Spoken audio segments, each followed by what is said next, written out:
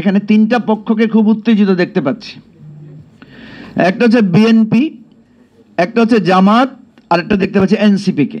Professor Yunus যে মানের লোক, উনি চাইবেন ওনার পিরিয়ডটা যাতে বাংলাদেশে একটা মাইলস্টোন হিসেবে থাকতে পারে, সেজন্য উনি চেষ্টা করছেন বিভিন্ন দিকে করার জন্য। এটাকে আমি পজিটিভলি দেখতে চাই, সন্দেহের চোখে দেখতে চাই না।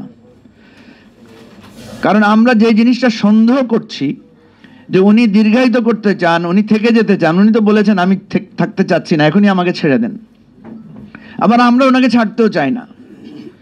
যেই লোকটাকে সন্দেহ করছি, যেই লোকটাকে বলছি যে ওনার পেছনে আসলে খারাপ উদ্দেশ্য আছে, তো উনি যখন বলছেন আমি যাই, তখন আবার আমরা বলছি যে আপনি যায়েন না, থাকেন।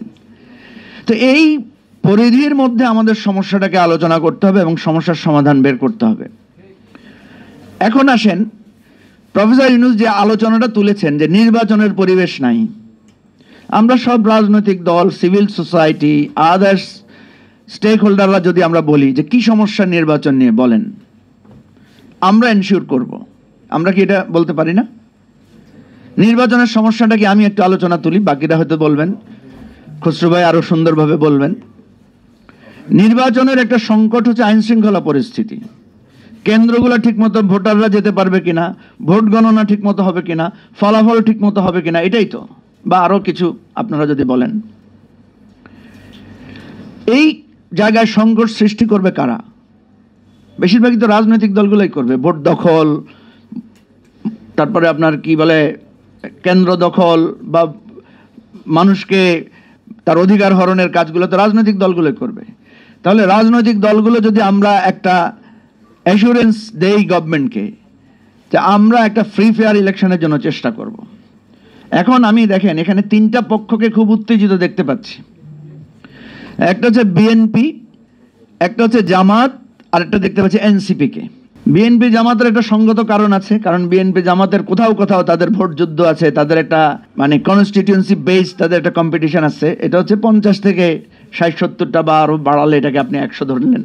এনসিপি যেহেতু একটা নিউ ক্রেজ, তারা যেহেতু এখন কেউ মনে করেন যে তারা ডিফেক্টো ক্ষমতাসীন দল, সুতরাং তাদেরও একটা উত্তেজনা আছে, তাদের একটা কম্পিটিশনের জায়গা আছে। আরেকটা সংকট আছে, সেটা আমার বলা উচিত না, তারপরে আমি বলছি, একটু সমালোচনা শুনলেও বলবো। সেটা হচ্ছে বড় দলগুলো আভ্যন্তরীণ একটা ক্ল্যাশ বা কোন্দল থাকতে পারে। একটা প্রশ্ন আসছে যে যখন সিটি কলেজ আর ঢাকা কলেজ মারামারি হয়, পুলিশ কিছু করতে পারে না। যখন জগন্নাথের ছাত্ররা যমুনা ঘেরাও করতে আসে, তখন পুলিশ দ্বিধাগ্রস্ত হয় যে কি বোমা মারবো, না লাঠিচার্জ করবো, না ছাইড়া দিব। ছাইড়া দিলে ছেলেরা যমুনা ভবনে ঢুকে, আর বাধা দিলে লাঠিচার্জ করলে পেপারে পত্রিকায় আসবে যে ফেসিবাদের পুলিশ এখন বিপ্লবের ছাত্রদের উপরে মারতেছে। তো নির্বাচনের সময় পুলিশ কাকে লাঠিচার্জ করবে? ধরেন বিএনপি আর জামাতের মিছিল মুখোমুখি হইলো, জামাতরে মারলে ওরা বলবে যে আমরা তো এই গোপনে এই আন্দোলনের প্রধান শক্তি ছিলাম, আর বিএনপিকে মারলে বলবে যে আমাদের মানে 17 বছর 18 বছরের সংগ্রাম, আমাদের কি এটাই প্রাপ্য ছিল? আর আমাদের গায়ে মারলে তো আমরা বলবো যে হ্যাঁ আমরা এমনি কথা কইতে পারি না, তা আমাদের একটা ছোট্ট মিছিল, তাও পুলিশ এসে মারলো। সুতরাং নির্বাচন এটা প্রহসনমূলক, এটা তো আমরা নাই।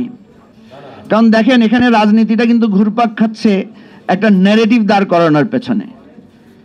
একটা ন্যারেটিভ যে এই সরকার আসল কাজ না করে নকল কাজ নিয়ে ব্যস্ত এবং তারা বিলম্বিত করতে চাচ্ছে।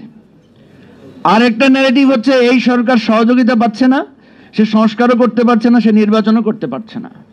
তাহলে ন্যারেটিভটাকে যুক্তির জায়গায় এনে জনগণের কাছে গেলেই তো আমাদের আসল সমাধানটা সেখানে বেরিয়ে আসবে, এবং জনমত যেদিকে যাবে সেদিকেই মানুষের আলটিমেট পজিশনটা যাবে। এখন প্রফেসর ইউনূস যখন পদত্যাগ করে বসবেন, বা উনি ধরেন বললেন, তখন যদি জনগণের কোনো রিপারকেশন না হয় তাহলে তো একরকম হবে। আর প্রফেসর ইউনূস যদি রণভঙ্গ দেন, তখন যদি জনগণের একটা রিপারকেশন হয়, তখন রাজনৈতিক দলগুলো তো একটু ব্যাকফুটে থাকবে।